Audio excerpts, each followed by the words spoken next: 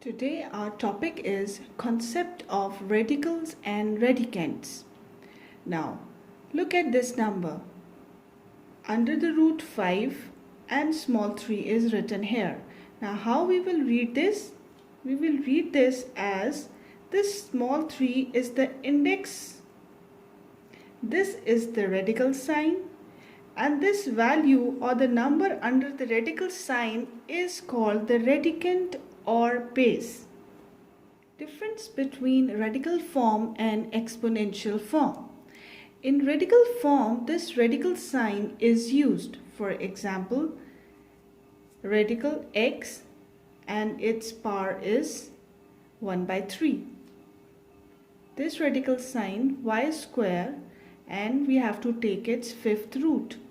Similarly, this radical sign a and nth root. In exponential form, exponential is used instead of radical. X power 3 by 2. Instead of writing this radical sign that is equal to 1 by 2, we have written it as x power 3 by 2, y power 2 by 5, and a power 1 by n. Let's do some exercise questions. Now write in radical form. 2 power 3 by 5 is written as 2 cube whole power 1 by 5. This 1 by 5 will become radical and fifth root, and 2 by 3 here. 2 power 3 here. Question number 2, minus 7 power 1 by 3 is written as equals to minus 7, this radical sign, its index is 3 and 7. Y power minus 2 by 3, this is written as y power minus 2 and whole power 1 by 3. This is equals to third root of y power minus 2. This radical sign is used.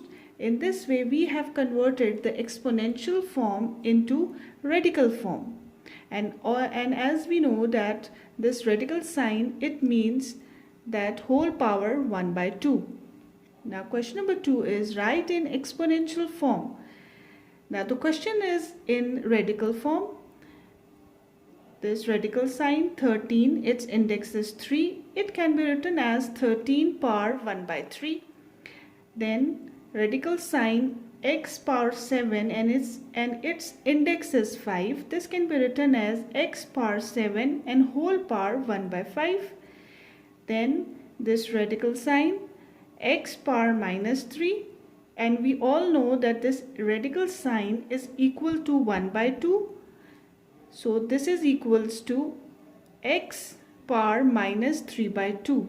Hope you have understood the difference between the radical form and exponential form, and you will practice to get it more clearer.